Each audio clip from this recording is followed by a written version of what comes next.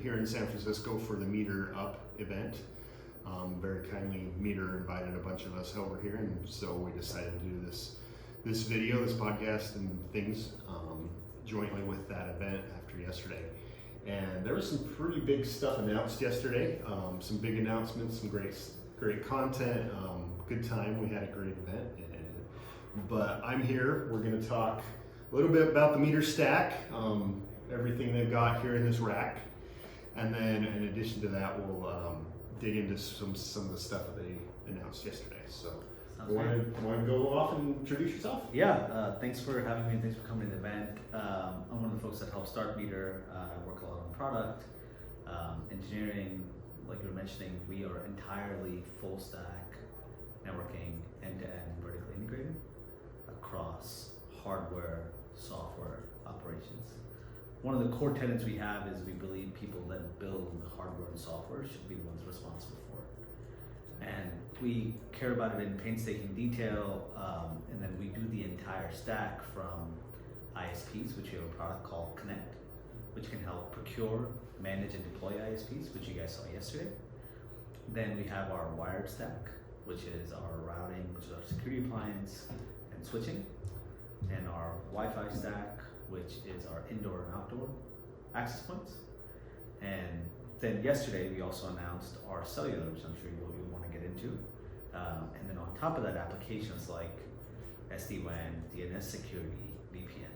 What we believe is networking products should be fully integrated. They should work really well together. And you should still have immense amount of control and immense amount of visibility into everything that you have as a stack. But that does not mean that it has to be complex when you're just trying to do something as an engineer. It can still be beautiful. I think there haven't been a long time where beauty has been in networking. And beauty isn't just about pixels, but how it works, how it feels, and how it makes you feel. So Meter, we just really care about networking. And if there's a packet moving somewhere, we hope it moves through Meter hardware and software. Excellent. Yesterday we were kind of joking, one of your guys, we were joking, they're like, he's kind of like the Johnny Ivy. He's kind of studied Apple a lot from your design and a lot of what you've been building. So definitely cool products.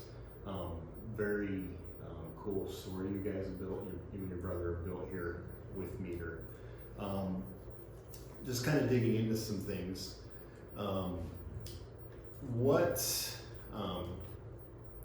So your NaaS, network as a service provider. How did you guys get started? Yeah, when you think about NaaS term, today in 2024, it's kind of lost all meaning because people call everything NaaS. Not everybody wants to be NaaS, or they say I'll offer NaaS and things like that. But if you kind of turn it back 20 years ago or even prior, a lot of people tried the NaaS model. There are a bunch of things that were stopping from customer environments, that each environment was a snowflake. Then you didn't have a lot of technologies where you could take operating systems, firmware, distributed systems, APIs, and actually build cohesive systems. But really, there's kind of a couple of things that matter with as-a-service models, and particularly networking as a service. So we've thought about it for so long, and I think we were the ones in this last decade, I believe, kind of restarted the whole thing, and we ended up writing something really long about it as well. So if you actually go to NaaS.com, you'll see it. Just NaaS.com, you can actually read what we think about it. But the two things that we believe really matter encompassing network as a service, first is the product. You have to have really great products. And putting the service aside for a second, for us, we believed everything from packet processing, packet manipulation, packet movement, the architecture, the APIs, the applications, everything could be much better than what legacy vendors were giving to customers. So it starts with the product, but because we knew we were going to build NaaS, and it's not something you're just like kind of tack it on, we knew we were going to build it as a service and offer the full vertical integration. There's choices you can make part of the entire stack. Mm-hmm. So first is you can make a bunch of choices on how you design the hardware. Everything from the quality of the capacitors used, how much memory, all those different things. Then you can make choices on how integrations happens, how even each piece of your hardware speaks to each other. What do the protocols look like? What is the layer of collecting the data? How do you actually build the API? So there's a bunch of choices you can make if you know you're going to be vertically integrated. That's on the product side. Then service, it's either us doing service or our partners. And our partners are some of the largest partners in the world, some of the smallest ones. They're really great partners, but the service needs to be tightly coupled with the product. Down from apps for installers all the way up to if I scan a new access point, for example, what happens after that? You guys saw some of this stuff. I think we showed something we're really incredibly excited by, and I think it will grow a lot, which is how do you actually auto-configure devices entirely in a network based on understanding these things. So that's the service part, but when you're doing as a service and vertical integration, you want to have the product and service both come together, and they can't be disparate parts. They have to work together entirely. And so our model and our story has been, this is the only thing we wanted to do. It's how we design the hardware, how we write the software, how we have services integrated. It's how we price it out. It's how we talk about it, how we design it, everything down to the colors we choose. There's a reason we do what we do. And so the last decade has been entirely us focused on that. We spent the first about 4 or 5 years deeply in R&D because we didn't want to build just a point solution. And you're seeing this now with some of the folks that started in the last 3-4 years and now they want to do NaaS. They'll look at what we're doing, copy some of the stuff. They won't really have some products. Maybe they'll start with just an access point or just a switch. But that's been true in networking for the last 3-4 decades. You have new networking companies come, they'll build a point solution. And they'll say, we'll get to the rest of the stuff later. But what happens is either they're successful or they're not. And if they're successful in the point solution, they never get to the stuff later at all. They end up just making APs or just switches or something They get the guys that give them money and they Right. just go that route. Exactly, because then you've got a business that's flowing and things, and we never wanted to build just a point solution. We always knew we wanted to be the entire thing end to end. So first 4 or 5 years of the business, serious R&D, down from the OS on up. And the last 4 or 5 years, we've been onboarding customers and partners everywhere, some of the largest companies, individual customers with hundreds and thousands of locations, individual customers with millions of square feet, some of the most stringent, complicated environments. And I think you saw some of them on stage yesterday, some of the largest institutions in the world. So that's been the story of the last decade. Awesome. Great story you guys have. It's really cool to hear how you and your brother started this. What is in this rack? Yeah. So hopefully nothing too crazy new. I think one of the themes we touched upon yesterday is we just really believe in doing the basics really well. For example, even how if you're going to go do STP, there's a way of doing STP really right, and just doing the basics incredibly well. So on the rack, what you're seeing is our security appliances, which can do full HA. They're incredibly performant. You can pick any appliance you want, pound for pound. You can go do VPN, number of connections, whatever. They're 3 to 4x faster for a lot of different reasons. Then the same security appliances also have LTE built in for data plane, just for the control plane. Data plane has another 5G, I think that's not on here. They'll do data plane as well as like a backup or a tertiary. Then you've got our core switches and access switches, 1 gig and 10 gig. Same thing with the appliance, 1 gig and 10 gig. Then you've got PDUs that are fully cloud managed as well. When we deploy something, it's an entire rack that we deploy, fully. And this PDUs are also fully cloud managed. Then you've got indoor access points and then our outdoor access point. What's unique about how we built it, because we knew we were going to build the entire thing and because they were all built together, it's a unified firmware image. There's never any questions about, does this firmware work with this version from security appliance and access point? It's a single, we call it NaaS, for us, network operating system. Then it has all of the same pipeline for the data and all of the same APIs end to end. So when we're building products, we can always build for the entire stack from PDUs, appliances, switches to access points. Excellent. You mentioned yesterday you want to own everything. You kind of said it earlier. Yeah. With that, that there's a lot of, for greenfield sites, makes sense. Yeah. For sites that have some other vendor in there, Yeah. what opportunities do you see, or what's solutions you have for somebody that says, well, I've been X vendor for years, I want to try your products.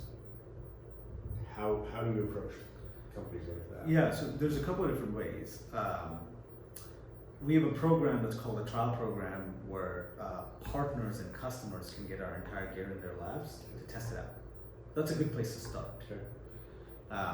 Then companies that have existing hardware that they've invested in, maybe they're near a refresh cycle, or maybe they're end of it, whatever the case might be, we actually have a buyback program where we'll buy out entire hardware companies have. Actually, right now, I was just talking to one customer. I think we're going to buy like almost $10 million of hardware. By the way, last night when we were chatting, we kind of brought up that idea. Yeah. They didn't even talk about the buyback program all day yesterday. So there's only so much we can cover. I know, right? In a couple hours. But the buyback program is something that we, again, because we know the model that we're doing, the business is set up that way. That's where some of the software also comes in. The switch auto config that we mentioned, that's a reason for that as well. If we're buying somebody that has 500 switches, all that config needs to move over, right? So you might have old hardware, new hardware, whatever the case it might be. We'll actually just buy it out entirely. So switching costs are easier because our customers are IT and networking teams, and they have to go sell it to their customers and their colleagues, which is finance teams, procurement teams, vendor management offices, and we want that to be incredibly easy. And what I hope comes across is we are really confident in the product, but we also want to invest in these relationships for the long term. We know these are the buyers that we hope to work with 5 years from now, 10 years from now, 20 years from now. And we want to make it really easy for them to be able to switch to Meter when they want to. And there's so many people, like I was mentioning, that take advantage of that in millions and tens of millions of dollars of hardware. Okay. Definitely a good way to get into this market with you guys. Reduce a lot of the concerns and issues. Yesterday we talked specifically, this is Tower's Edge, so we talk a lot about the Wi-Fi side and the private cellular side. Yeah. Can you dig into what you guys are doing? You don't have 6 gigahertz yet, but what makes your APs better than, say, vendor X, or what are you guys doing when it comes to AI or different buzzwords in the industry right now? Yeah, we won't say too many buzzwords, so sorry, I can't help your YouTube algorithm for it. But even on the wireless side, I think with our model, we covered this a little bit yesterday, but I think it's important to dig into, which is each piece of our hardware only does what it's supposed to. Our APs only are doing wireless entirely. They know there's going to be a switch behind it. They know there's going to be an appliance behind it. There's a protocol that we wrote internally called SAMS, which is Secure Access Meter System, and there's a lot of reliance in the system entirely. So first starts with the fact that APs only can do wireless. And all the memory they have, all the processing power they have, everything is going towards taking packets that are wired and converting them into wireless packets and vice versa, entirely. So you get a lot of benefits from them. Second, it's the way you design this hardware in the first place. The memory you're choosing, the capacitors, to all the way to the antennas and radio design. And you guys cover a lot of this. Designing antennas, designing radios is a black art.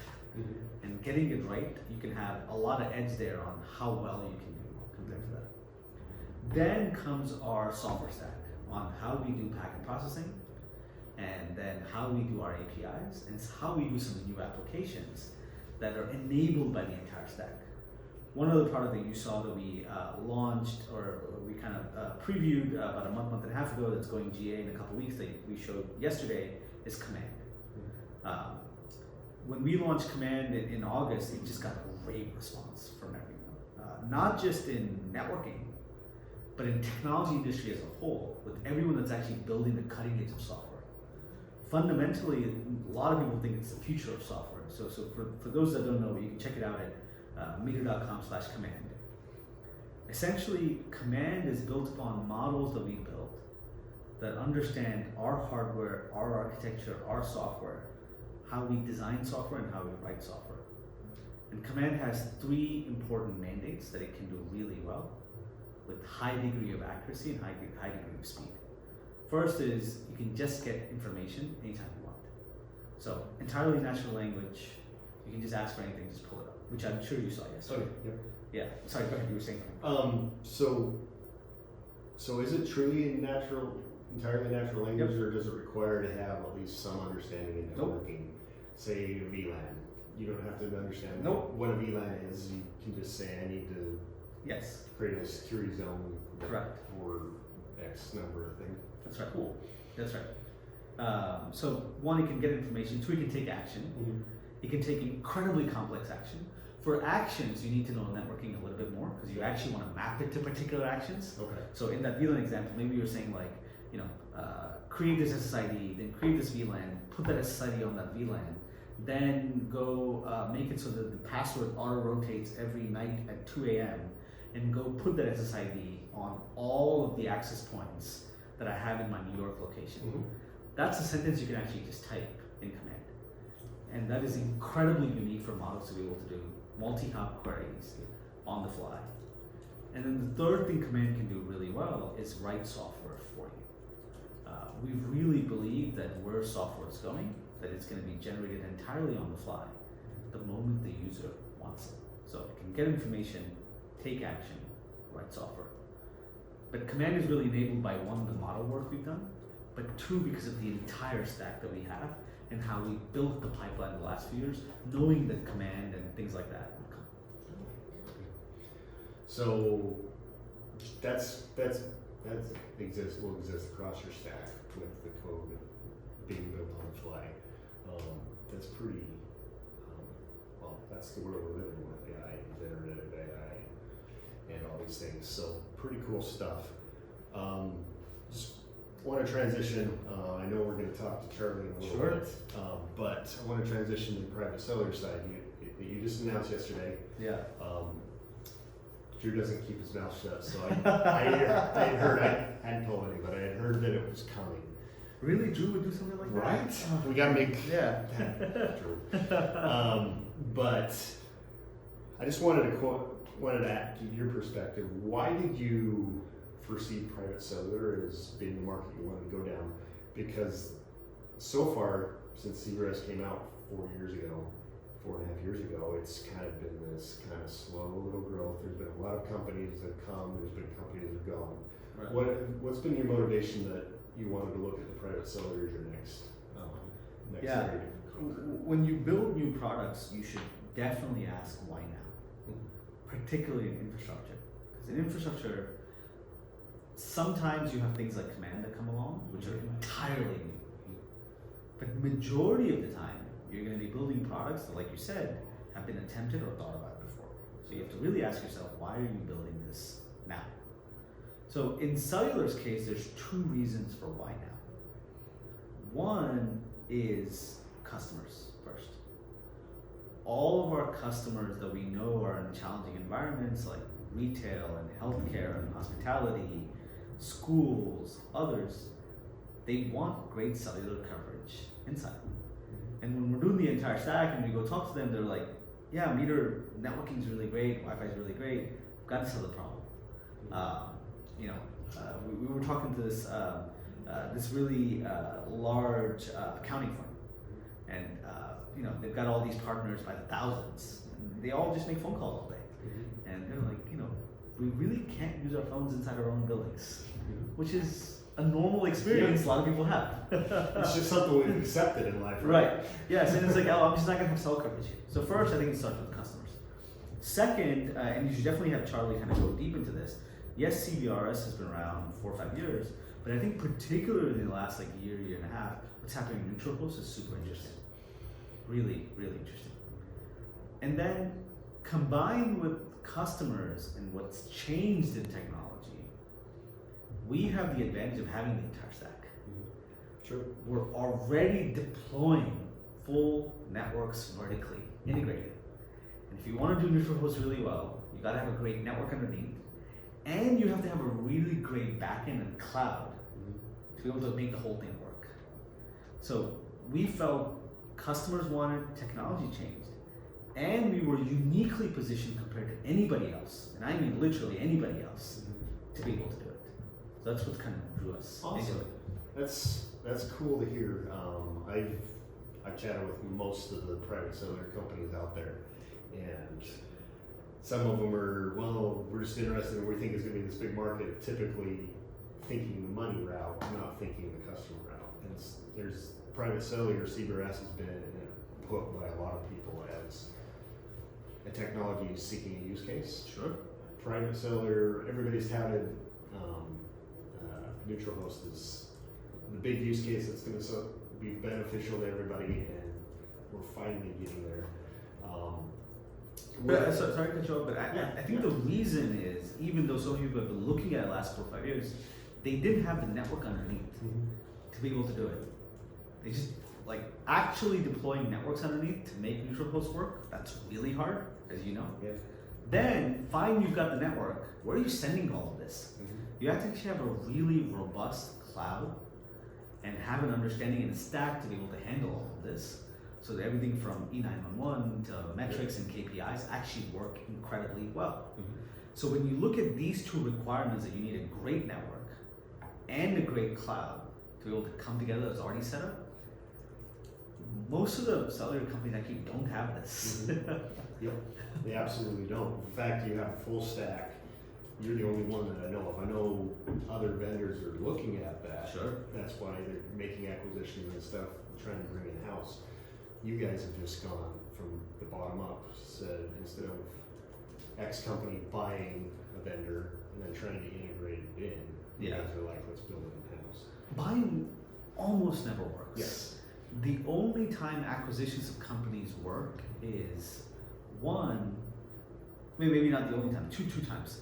One is if it actually is a invisible part of the product that you're going to do. So if you buy like a tool chain or technology and integrate, then it works. Two, if you're actually going to just leave it as an independent product, right? There's so many great examples of some of the best acquisitions in the world. Kiva Robotics by Amazon, Mellanox by NVIDIA, Instagram by Facebook, YouTube by Google, some of the greatest acquisitions of technology, they've all just been left independent. But if you actually need to integrate, which you need to when you're doing networking, particularly if you're going to do a neutral host, we just don't see how you can buy and actually have it work well for the customer. I just don't understand, and I've been engineering for such a long time. Having watched the companies that are trying to do it, I'm kind of leaning towards that same thing. I'm like, in my day job, we've been building the private cellular network for several years, for about 4 or 5 years now, and we bought the core. We're building everything. We're partnering with vendors and using different parts of the RAN and different things. We're testing out neutral hosts right now and these different things, but it's very much a new technology, and so it's been this learning curve. And having somebody like Meter that has solved all those problems for you with the full stack, so you buy everything, you guys work off a subscription model, right? And it's just an additional piece you add to your subscription model that you guys help maintain, control, configure for the customer. I think is a big proposition. So yeah, we think cellular should be deployed as easy as Wi-Fi. I think you guys are getting there. Some other vendors have tried, okay. But I think you guys are getting there. I just want to ask this question. I know the answer, but you guys are just doing neutral host for now. Any plans to move into the private cellular side? 100%. Cool. But step by step. Neutral host is the focus. That's what the customer really asks well, for, right? Yeah. Look, as engineers, one of the trap to fall into is when you end up loving the technology. And what you should actually love is what the problem you're trying to solve is. So going back to the customers we currently have and what we're hearing from them is, I'm in a building and my colleagues, their self-service does not work and they complain all the time. And they don't want to download apps, they don't want to download carrier profiles, they don't want to change settings, they don't want to hear anything. They want to walk into a building and have full 5 bars. And because you focus on the actual problem rather than technology, we are just incredibly focused on just solving that first. What I want all of our customers to be able to do is have their customers, for example, in retail, you have an incredible amount of foot traffic that comes in. We've now seen data that if a customer that comes into a retail location is able to access cellular or Wi-Fi, in-store sales go up. Because people look up things, or they text their spouse, or someone saying, hey, what do you think about this? Or a friend, or something like that. So there's direct effect to a company's bottom line. Mm-hmm. And so we are incredibly just focused on solving that first. And we want to do it so well that our customers, which are the IT networking teams and our partners that deploy, their end customers should never even know that something happened. Mm-hmm. They just walk in, open their phone, it's 5 bars. Well, I think next we're going to bring in Charlie. Sounds good. It was great chatting with you, Anil, and thank you for your insights, everything. This has been excellent. Awesome. Thank you so much for doing this. Thanks for having me. Cool. Hey, welcome back. We just chatted with Anil Varanasi. Mm-hmm. Did I say that right? I got it wrong the first time. It was close, but got it wrong the last time. But now we're back. Now I'm here with Charlie Cobb. He's the head of Cellular, or Cellular, as he calls it. We're going to talk about what was specifically announced yesterday. You did a great job up on stage. Thank you. Talking about what you guys are doing. But just since this is Tower's Edge and we specifically talk a lot about cellular, I figured it would be great to have Charlie here. Yep. To discuss what was announced. So yeah, thanks for having me, Mark. What was announced yesterday? What you guys?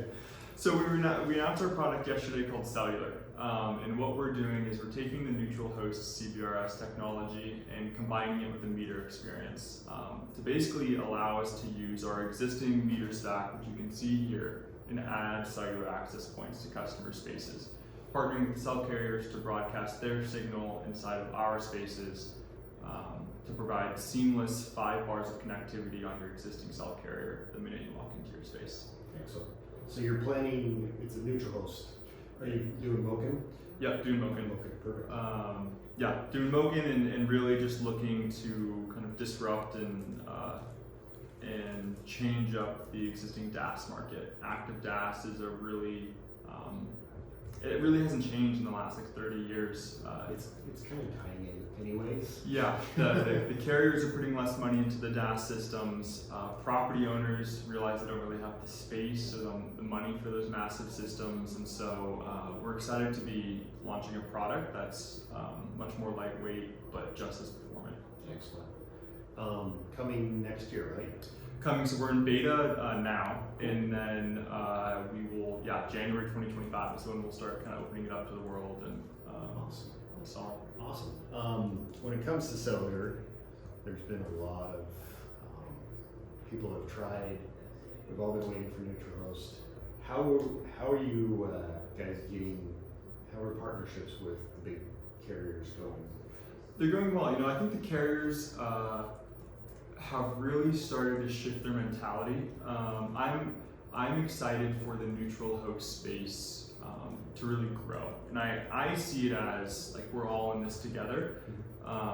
There's a lot of buildings out there. There's a lot of square footage. Meter doesn't need to dominate the entire market, and I think the more we can all band together as a community and show that neutral host works and it's a really great solution, I think will benefit everybody. And so even from the beginning of our conversations with the carriers to now, they've warmed up to the idea a lot, and I think they're pretty excited that there's a new solution out there that is a lot easier to implement and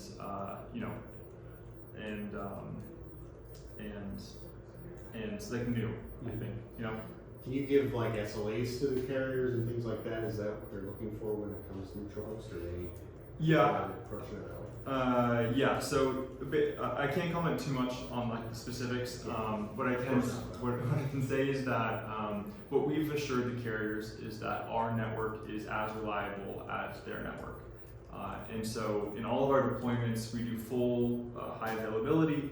And so any part of the meter network stack that goes down, there's that redundant piece. And so cellular rides on the existing Ethernet and physical network in the space, which is why Meter is so well equipped to have this neutral host product. We've built such a reliable and scalable product today that our vertical integration really allows us to have such a robust and rock solid network, especially with dual ISPs and then the rest of the high availability stack. Hard for our network to go down, and the carriers are pretty happy with that. Let's dig into some of the CBRS specific things. So CBRS, as we all know, is US based only. Yep. I asked specifically yesterday on stage about some of the international plans. It will come when the other countries open it up. But specifically about CBRS, how are you guys going to handle PCI SaaS? Putting data into SaaS, or is that through your partners? How are you getting that data, like GPS locations, or what are you guys going with that? Yeah, so for SaaS, we have a really rock solid deployment team that's doing our network deployments today. And so, as I kind of mentioned yesterday, the timing, the precision time protocol piece, we're building that into our 5G gateway that's going to be outdoors or in a window at every network deployment already. And so we can pull GPS coordinates off of that. So if we really wanted to go full automated, we can pull GPS coordinates off of that and basically pipe that through. And on our deployments, we have to do the lat long and the height of every cellular access point. And so through the internal tools that we're building, when installers throw up that access point, we'll be able just to pinpoint lat long and height.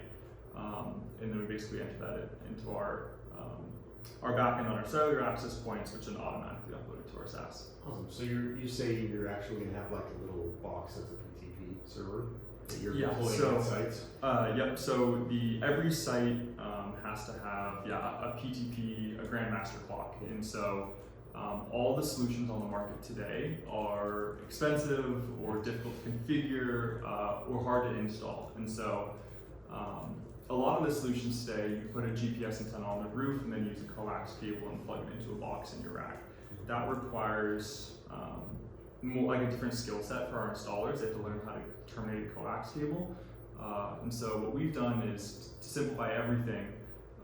That's really where our vertical integration truly shines, is we put that timing chip and all those timing pieces into our 5G gateway, and then basically piping the timing protocol through the PoE powered, just through the Ethernet cable, through our stack and then to the cellular access points.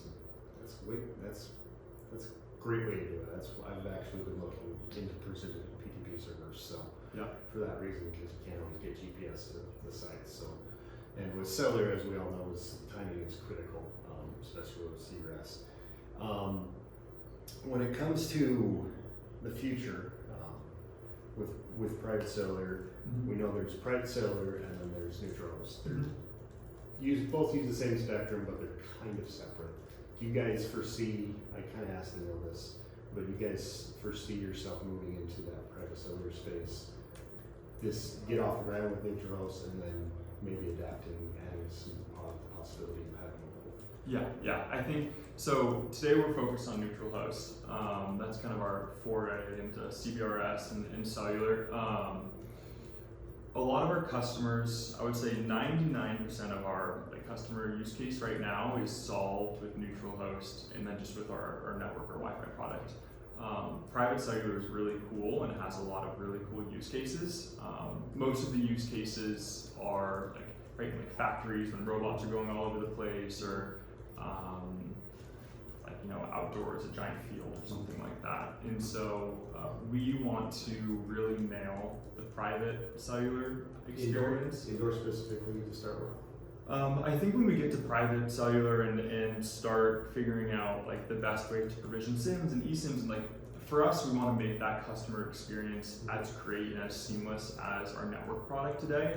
You've seen our dashboard, right? It looks so great, and so we want to take the time to do it right. And so it will be. I can't tell you a specific timeline, but my vision is when we roll out private 5G, private cellular, it will be indoor, outdoor. But we'll kind of see as we continue to develop that. Awesome. I know you're a tower nerd. You climbed towers in high school, right? I didn't climb towers, but I've been to the base of many, many towers. You're a cell nerd. Yeah. I'm kind of there myself. This is just kind of a hypothetical as we close up here. Yep. What do you see in the cellular world kind of in the future? Neutral Host comes out and we solve that problem. Do you see anything else that we can kind of use cellular for? The cellular world in general, I think what I'm excited for is if Neutral Hosts goes the way that we hope it goes and works really well, I'm excited for the carriers to get excited about sharing RAM, sharing equipment. There's a lot of spaces in the country that don't necessarily require or necessitate a full like tower build out by carriers, and especially each having all their own RAN on there. I'm personally excited for like the ability to fund tower builds differently, or communities like being able to have either their indoor space or their outdoor space have a shared RAN with all three carriers on it. My parents have a cabin that I grew up at, had no cell service and no internet, and so connectivity, having no connectivity has been a theme in my life since I was a little kid, and so I personally really care about kind of bridging the divide and bringing connectivity to every corner in the U.S.